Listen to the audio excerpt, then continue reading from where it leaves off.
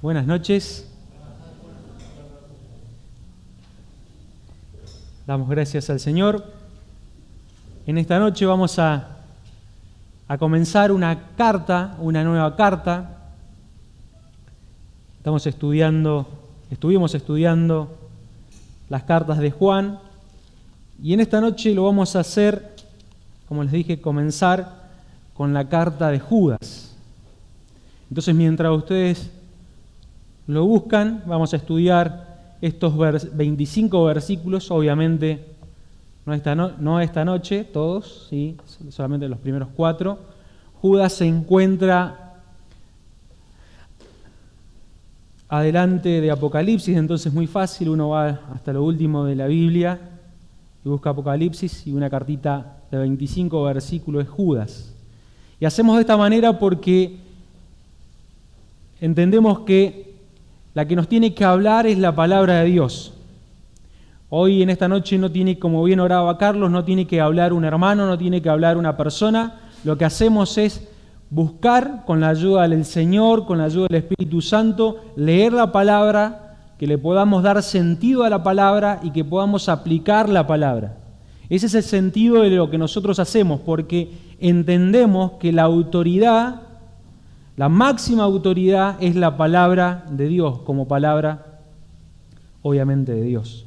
Por eso en esta noche, quiera Dios que con su ayuda podamos salir de este lugar y, como siempre decimos, decir: Dios me ha hablado. No me ha hablado Emanuel, fueron las palabras de Emanuel, fueron la boca, instrumento de Emanuel. El que me habló fue Dios por medio de su palabra. Esta carta, como les decía, es muy cortita. Si ustedes han en su Biblia, van a ver que solamente tiene 25 versículos, pero ya tenemos que ir entendiendo que es una carta muy intensa. Esta carta tiene un mensaje muy profundo para la iglesia. Se dice que la ubicación de las cartas, se dice la tradición, hablaba, por ejemplo, en la última carta de Apocalipsis, de las cosas que iban a venir, que Cristo iba a venir pronto, y era latente para la iglesia que entendiera, Apocalipsis, que Cristo iba a venir pronto.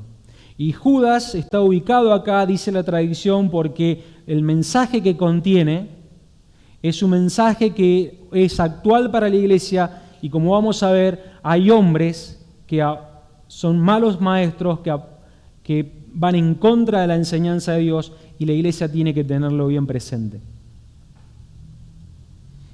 Si leemos los primeros versículos, vamos a estudiar los primeros 4 versículos. Judas, versículo 1 al 4, dice: Judas, siervo de Jesucristo y hermano de Jacobo, a los llamados, santificados en Dios Padre y guardados en Jesucristo, misericordia y paz y amor os sean multiplicados. Amados, por la gran solicitud que tenía de escribiros acerca de nuestra común salvación, me ha sido necesario escribiros exhortándoos que contendáis ardientemente por la fe que ha sido una vez dada a los santos. Y el último versículo: porque algunos hombres han entrado encubiertamente lo que desde antes habían sido destinados para esta condenación, hombres impíos, que convierten en libertinaje la gracia de nuestro Dios y niegan a Dios, el único soberano, y a nuestro Señor Jesucristo. Como les dije, es muy importante, hermanos, que en esta noche entendamos la importancia de estos primeros 4 versículos. Acá vamos a ver quién escribe. También vamos a ver en estos versículos a quiénes les escribe. Y vamos a ver la clave de toda la carta, el versículo 3 y 4, por qué les escribe. Y esto es importante, y esto va a ser el sentido de este mensaje, que nos llevemos para esta noche, y al estudiar la carta, mirando todo el estudio, por qué Judas le tiene que escribir a la iglesia. A modo de introducción vamos a ver quién es el que escribe. Dice los primeros versículos: Judas, siervo de Jesucristo y hermano de Jacob. Usted está leyendo en su Biblia, os dé la pantalla, Judas, siervo de Jesucristo, hermano de Jacob. Al menos hay 8 Judas en el Nuevo Testamento. Ya tendríamos que descartar el Judas, aquel que fue traidor, porque para los tiempos en que se escribió la carta, él ya se había suicidado. Ahora, hay 2 Judas que se pueden relacionar al autor de esta carta, porque dice que el autor de la carta se llama Judas y es hermano de Jacobo. Ahí tenemos 2. El apóstol, que tanto él como su hermano eran apóstoles, y después, en segundo lugar, podemos decir Judas, el hermano del Señor Jesucristo. Judas, el hermano del Señor Jesucristo, de hecho, en los tiempos del Señor o hasta que Él murió, ustedes se acuerdan que no creían. Todos los hermanos, la gran mayoría de la familia del Señor Jesucristo, puntualmente sus hermanos, no creía en el Señor hasta que Él fue crucificado. De hecho, no fue un apóstol, entonces ya tendríamos que descartar que quien escribe la carta es este Judas, que fue medio hermano del Señor Jesucristo, hermano de Jacobo, y que un día al ver a Cristo crucificado creyó en Él. Yo les voy a leer Mateo capítulo 13, versículos 55 y 56. Yo se los leo. ¿No es ese el hijo del carpintero refiriéndose a Cristo? ¿No se llama su madre María y sus hermanos Jacobo, que puede ser Santiago, José, Simón y Judas? Sí, Judas, como el resto de los hermanos, como su hermano Jacobo o Santiago, no creyó en Cristo, y hay versículos que dicen, no lo vamos a leer por cuestión de tiempo, no creyeron en Él hasta que le vieron crucificado. Y es un gran tema, ¿no? Podríamos dar un mensaje de esto, ¿no? Veían a la perfección, veían al hombre perfecto todos los días en su casa y no creían en Él. Como dije, es un tema para un mensaje. Ahora, ya sabemos quien escribe la carta es el medio hermano del Señor, y lo que podríamos preguntarnos, a modo de introducción también, ¿cuándo se escribió? Es importante ver que Judas tiene una gran similitud con Segunda de Pedro. Si usted va y lee Segunda de Pedro, va a ver que fuera el mismo autor. De hecho, aquellos estudiosos que les gustan los datos, prácticamente dice que el 70% de lo que está en Pedro es el contenido de Judas. No es importante para esta noche, pero quiero que usted mire esta similitud.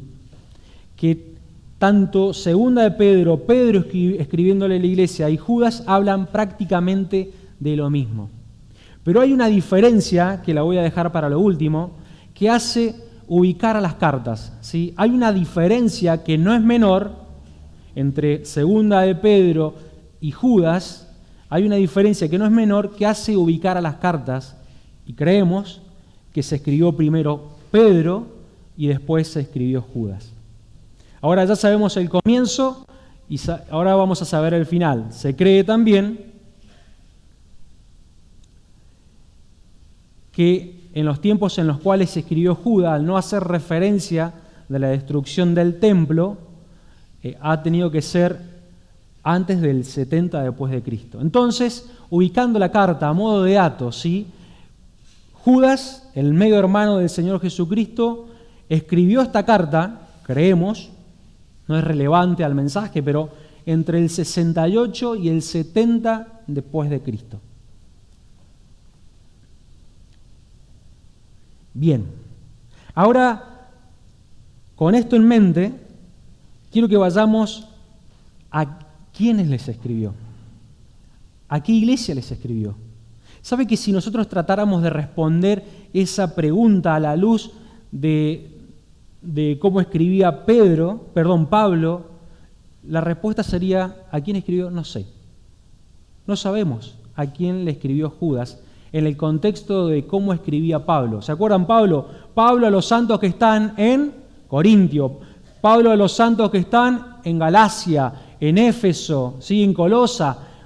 Judas no da un lugar específico, pero sí Judas se enfoca o quiere llevar la atención del lector a ver quiénes son ellos, ¿sí? Es como si Judas nos estuviera escribiendo en esta noche y nos dice: yo no quiero hablarles del lugar, no quiero hablarle de la iglesia, no quiero hablarle del edificio, no quiero hablarle del tiempo ni del espacio, yo quiero hablarles de quiénes son ustedes. Y es muy importante, y esto es lo que vamos a ver y nos tiene que hacer pensar al estudiar toda la carta: ¿quiénes somos nosotros? Y Judas dice: ustedes son llamados. La idea del llamado acá es de ser escogidos o ser seleccionados personalmente.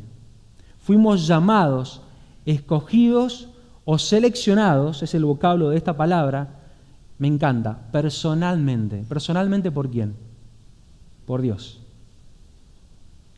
Dice Romanos capítulo 8, versículo 30, yo se los leo: y a los que predestinó, a esos también llamó, la misma palabra, y a los que llamó, a esos también justificó, y a los que justificó, a estos también glorificó. ¿Quién predestinó? Dios. ¿Quién llamó?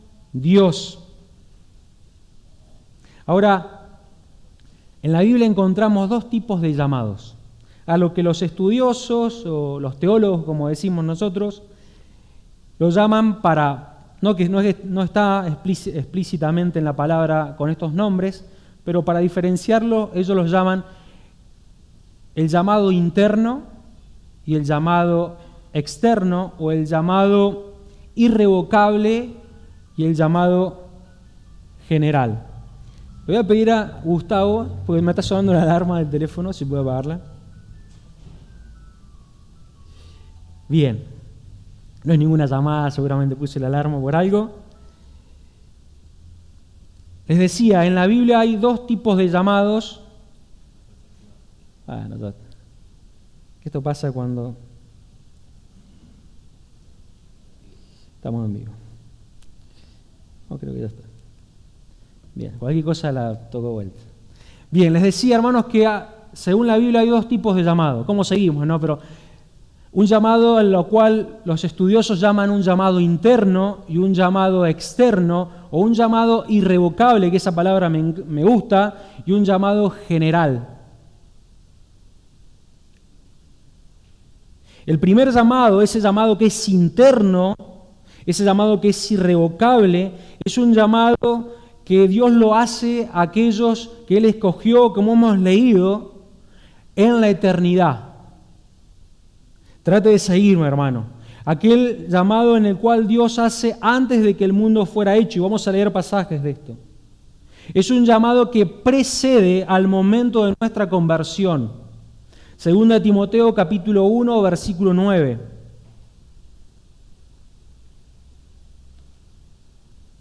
Y quiero que cuando vayamos leyendo vaya viendo la palabra llamado, porque no es una línea que nosotros queremos defender, no es nuestro estandarte, queremos ser fieles a la palabra, nos guste o no, entendamos en su totalidad o no, que este es el gran punto.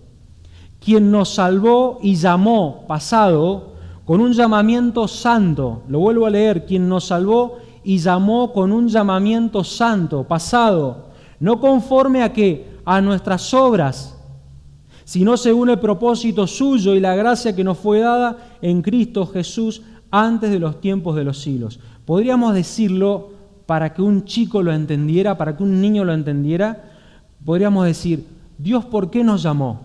Y le podemos hacer la pregunta, ¿por nuestras obras?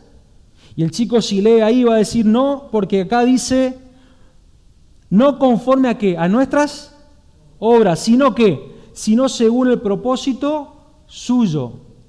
No depende de nosotros, no depende de nuestras obras. Ese llamamiento que usted está leyendo allí en la eternidad no dependió de nuestras obras. No es que Dios, como algunos hermanos sostienen, que Él sabía de antemano que nosotros íbamos a aceptar el Evangelio. Dice un autor, escribe, San Pablo, en esta cadena de oro de la que estamos hablando, nos explica que hay un llamado que es inescapable. el cual todos respondemos cuando se nos extiende. Es el llamado interno que Dios por su gracia hace al corazón de una persona inmerecedora. De este no hay escape posible. Es un llamado interno, es un llamado que no se puede escapar a una persona, como dice el autor, inmerecedora. Nadie merecía que Dios lo llamara. Hermano, vos no merecías y yo no merecía que Dios te llame. ¿Por qué? Porque no es según tus obras. Porque si fuera por nuestras obras, ya sabemos dónde tendríamos que estar. MacArthur lo escribe más simple, dice, en su soberanía o en su soberana sabiduría, Dios eligió a los creyentes basándose únicamente en su propósito amoroso en Cristo desde antes del comienzo de los tiempos. Su llamado no está arraigado en algo que vieran ellos, en nosotros, ni siquiera en la fe prevista que habrían de tener. Resumiendo, Dios nos ha llamado a lo que estamos leyendo acá, a cada uno de nosotros en la eternidad, independientemente de lo que somos nosotros. Y gracias a Dios que es así. El segundo llamado, el llamado exterior o el llamado general, es aquel llamado que reciben todos los hombres, y tenemos que tener cuidado en ver este llamado como algo inferior. ¿Sí? Tenemos que tener cuidado, hermanos, en ver este llamado como algo inferior. Es un llamado de otra clase, pero jamás va a ser inferior. ¿Qué dice? Dios quiere que todos los hombres que sean salvos. Dios quiere que todos los hombres sean salvos y vengan, estoy leyendo 2 de Timoteo 2:4, al pleno conocimiento de la verdad. Dios quiere que todos los hombres sean salvos y vengan al pleno conocimiento de la verdad. De hecho, hoy con la alarma, he molestado con la alarma y voy a molestar a Rebe con todos los versículos que vamos a leer. Juan 7, 37, 38. Los he tomado para que ustedes, hermanos, puedan leer. Juan 7, 37 y 38. En el último y gran día de la fiesta, está hablando de Jesús, Jesús se puso en pie y alzó la voz diciendo, podríamos decir ahí en el contexto, no vamos a leer los versículos, pero podríamos decir, diciéndoles a todos los que estaban ahí, les dijo, si alguno tiene sed, ¿qué dice? Venga a mí y beba. El que cree en mí, como dice la Escritura, de su interior correrán ríos de agua viva. El llamado que Dios hacía era para todos los hombres que en ese día estaba. Todo aquel que dice, tenga sed, venga a mí y beba. Dios usa instrumentos para llamarnos. Dios usa a hombres que nos han predicado el Evangelio para que nosotros podamos aceptarlo. Usted tal vez, como yo, no entendemos mucho del llamado interno, y eso es lo bueno, porque eso habla de lo grande que es Dios. Usted tal vez no entiende, pero usted entiende y lo tiene claramente, y no se preocupe. Si usted entiende que un día un vecino, un predicador, un misionero se acercó y les predicó el mensaje y lo llamó a creer en este mensaje y lo llamó a creer en el Señor Jesucristo para seguridad de salvación. Ahí descansa el Evangelio. Podríamos, para resumir o para ilustrar y explicarlo mejor, en el Nuevo Testamento hay dos hombres. El joven rico, ¿sí? El primer hombre. ¿Se acuerdan que él vino con mucho deseo y se acercó al Señor Jesucristo? ¿Y qué le dijo el Señor Jesucristo? ¿Ven de qué? Todo lo que tiene, dáselo a los pobres y ¿qué? Seguime. ¿Y qué hizo este hombre? Se puso muy triste y ¿qué? Y pegó la vuelta, se fue. Ahora yo les pregunto, ¿este hombre decidió ante el llamado de Cristo de seguirle? Sí. De hecho, vemos cómo está involucrado todo su ser. Dice que él se puso muy triste y prefirió las riquezas antes de seguir a Cristo. Él tomó la decisión de rechazar a Cristo e irse triste. Ahora, hay otro llamado, es el llamado de otro hombre que también era muy rico, Es un hombre que estaba en la plaza, Mateo, ¿se acuerdan? Y que el Señor le dijo, solamente sígueme. Y me encanta cómo dice Mateo, y dejándolo todo, se levantó y le siguió. Ambos fueron llamados con este llamado exterior o general de Dios, de Cristo, seguime. El primero decidió no seguirle. El segundo, Mateo, decidió seguirle con ese llamado en su interior, y me gusta el orden, dice, y dejándolo todo. Aún estaba sentado, Mateo, estaba sentado en el banco de la plaza, sentado, y ya lo había dejado todo. Después se levantó y lo siguió. Ahora, como dije, nuestro mensaje tiene que ser simple, y es simple. Nosotros como cristianos no tenemos que andar conociendo lo que conoce Dios y para nosotros nos es oculto. No sabemos quién son llamados en ese llamado interior y no nos corresponde. Nosotros nos corresponde proclamar lo que proclamaba Pablo. ¿Qué le dijo Pablo al carcelero? ¿Se acuerdan? Cree en el Señor Jesucristo y serás salvo tú y tu casa. Cree en el Señor Jesucristo y serás salvo tú y tu casa. Pablo no andaba averiguando. De hecho, no le corresponde y no nos corresponde. Tenemos que tener cuidado muchas veces con esto. Ahora, quiero que vayamos mirando esto. Vimos, en primer lugar, ¿qué vimos? ¿Quién escribe? ¿Quién escribe? Judas, el medio hermano del Señor. Lo segundo que estamos viendo, ¿a quién le escribe? ¿Se acuerdan? Tengan presente que esto es clave para el desarrollo de la carta. ¿A quién les escribe? Aquellos que son llamados, aquellos que Dios los amó, como dice la segunda palabra, santificados en Dios Padre. La palabra santificado acá deriva de la palabra agapao, y ustedes lo estarán relacionando con ágape, es amor.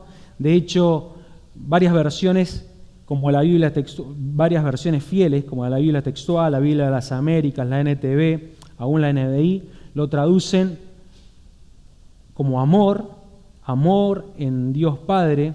Es ese amor en el cual Dios ha decidido amarnos incondicionalmente.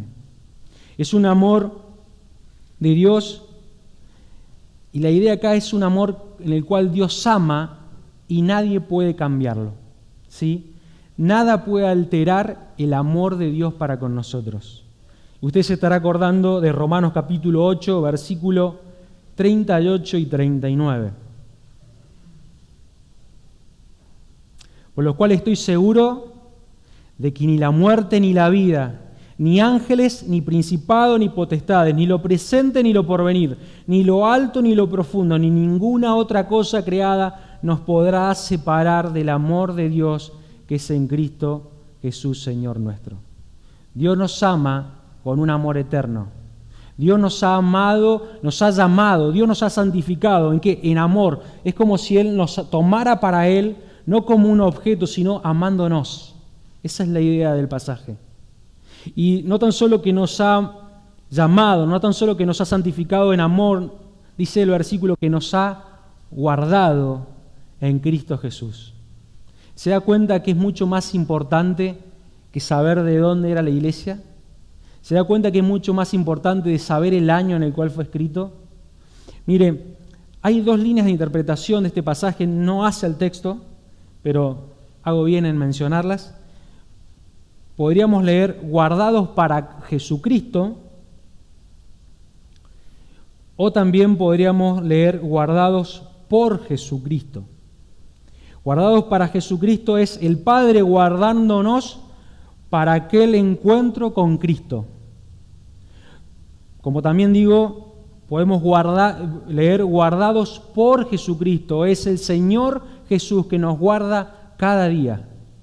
De hecho, hay evidencias en la Biblia que pueden ser ambas. Miren, creo que Juan capítulo 10, versículo 27 al 30 lo resume.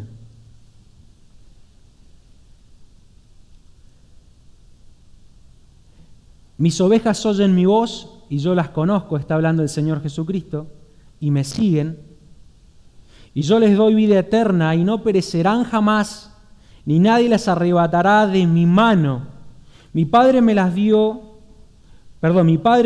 dio es mayor que todos y nadie la puede arrebatar de la mano de mi Padre.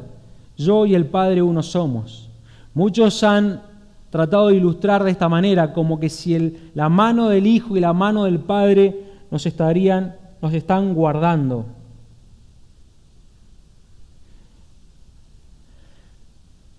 Esto es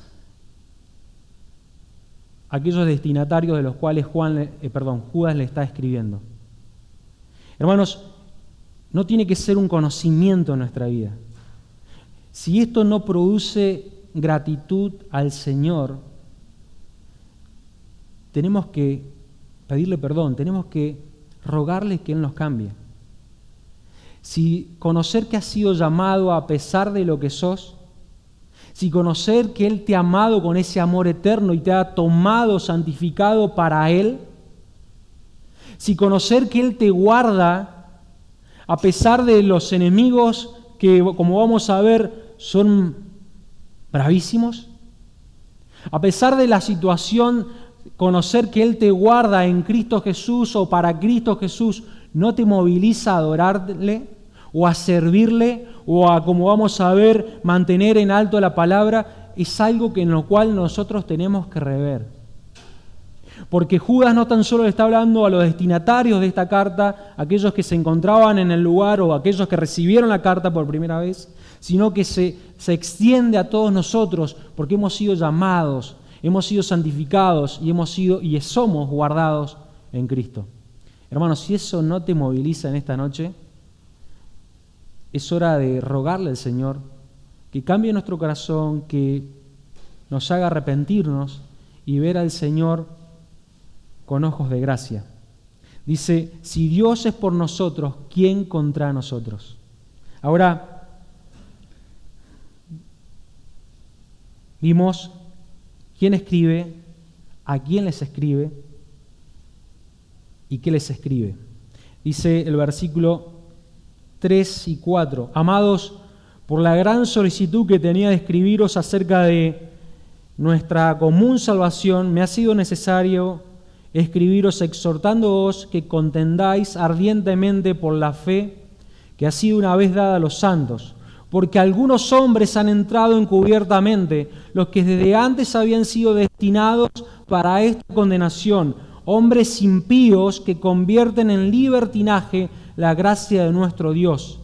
Y estos hombres niegan a Dios el único soberano y a nuestro Señor Jesucristo. Judas le quería hablar de la salvación. Judas quería hablarle de esa salvación que tenían todos aquellos que somos hijos de Dios. Pero había un problema más grande por el cual tiene que, por así decirlo, dejarlo a un lado para escribirle acerca de otra cosa. Les tiene que exhortar. Miren lo que dice la NTV de este versículo y vamos a entender el sentido del pasaje. Queridos amigos, con gran anhelo tenía pensado escribirles acerca de la salvación que compartimos. Es lo que está diciendo Judas. Sin embargo, ahora me doy cuenta que debo escribirles sobre otro tema para rogarle que defiendan la fe que Dios ha confiado una vez y para siempre a su pueblo santo. Yo quiero escribirles de la salvación, pero veo, y ya vamos a ver por qué veo algo que es primordial, algo que le está escribiendo a aquellos que son hijos de Dios, algo que es súper necesario, porque dice, han llegado aquellos hombres. Ahora, la fe que nos ha confiado Dios, como traduce la NTV, o bien dice la Reina Valera, que contendáis ardientemente por la fe que ha sido una vez dada a los santos, no es la fe, como se llama, la fe subjetiva. La fe subjetiva es la que cada uno de nosotros tiene en Cristo Jesús. Es la fe que nosotros tenemos en su palabra, que es de cada uno de nosotros, no subjetiva, cada uno de los hombres.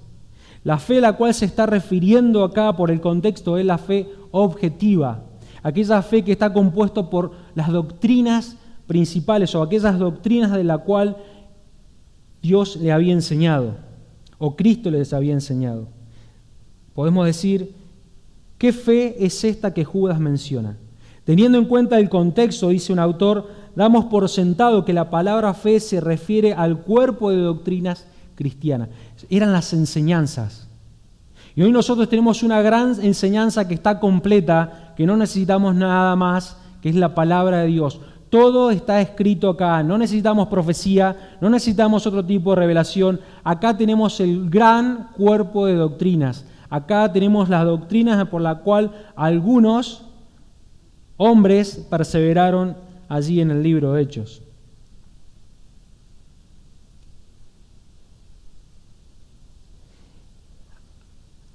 ¿Qué tenemos que hacer con esto, según Judas? La Reina Valera dice, contendáis ardientemente, o si queremos leerlo como dice la NTV para que entendamos, le dice a aquellos elegidos, defiendan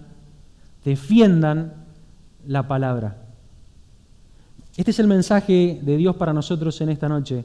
Defiendan la palabra, defiendan la palabra. ¿Por qué? Dice, porque algunos hombres han entrado encubiertamente. ¿Se acuerdan que les dije que había una diferencia entre segunda de Pedro y Judas? Había una diferencia que modificaba todo. Les voy a leer, se los leo yo en la NTV, lo que dice segunda de Pedro.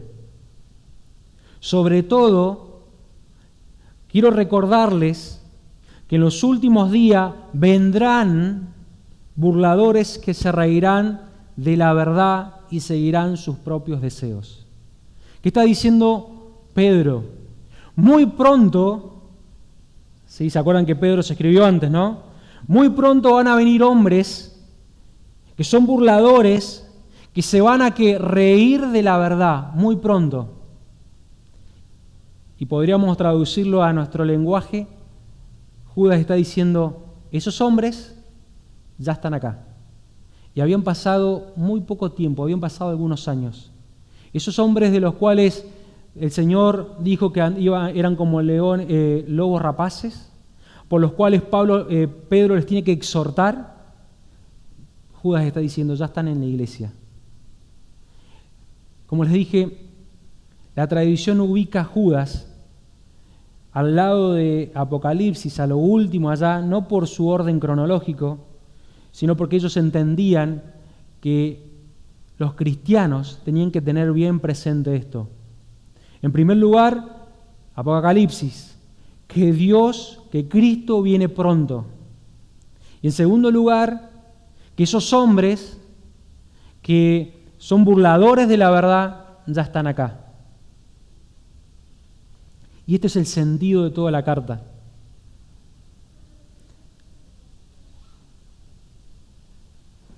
Los hermanos van a seguir estudiando la carta, y para ir ya terminando, van a seguir estudiando y van a ver características de estos hombres, cómo son, cómo se comportan. Pero déjenme decirle al menos las características de estos hombres que vemos en el versículo 4. Estos hombres pecan deliberadamente. Acá lo tenemos.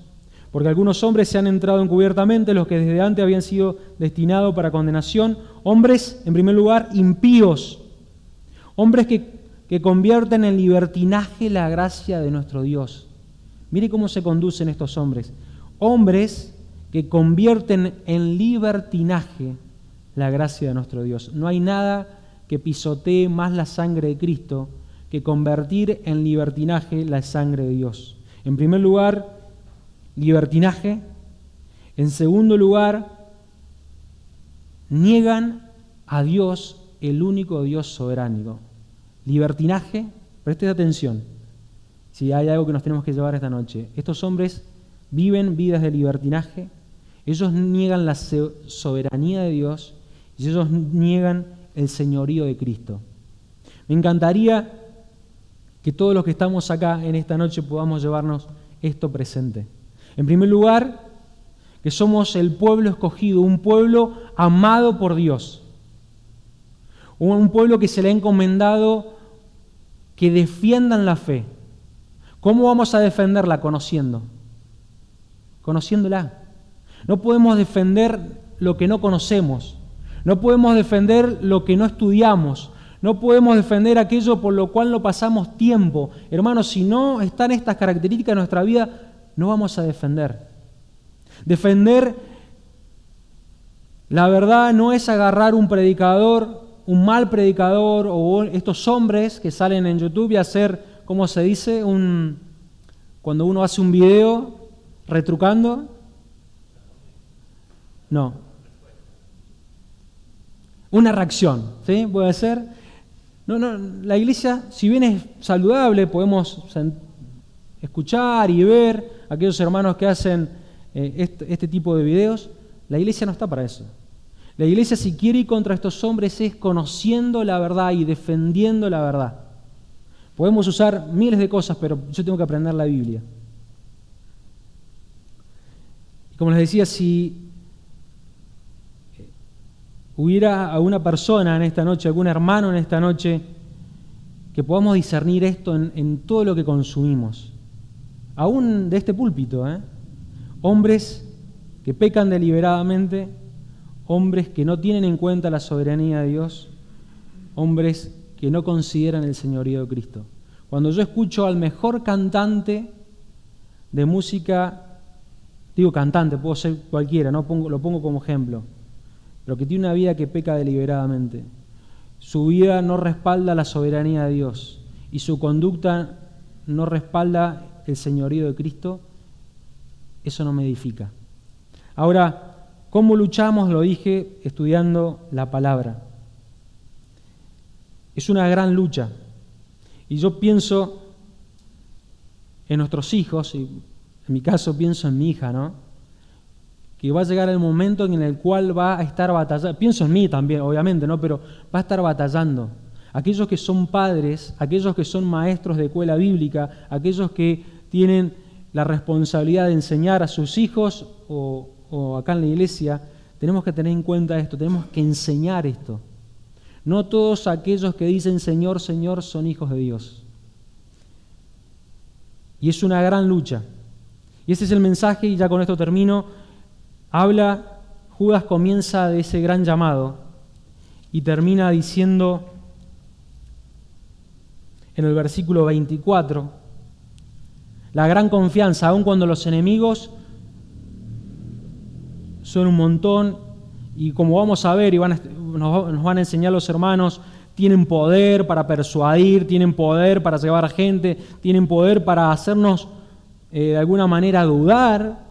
Aun cuando esta gente tiene poder, Él nos guarda. Y dice el versículo 24, y aquel que es poderoso para guardarnos sin caída y presentarnos sin mancha delante de su gloria con gran alegría. Aun cuando estos son fuertes, aun cuando vamos a estudiar, que persuaden, que hacen lo que quieren, Él es poderoso. Nuestro Cristo es mucho más poderoso que estos hombres para mantenernos sin caída delante de su gloria con gran alegría. Que el Señor nos bendiga.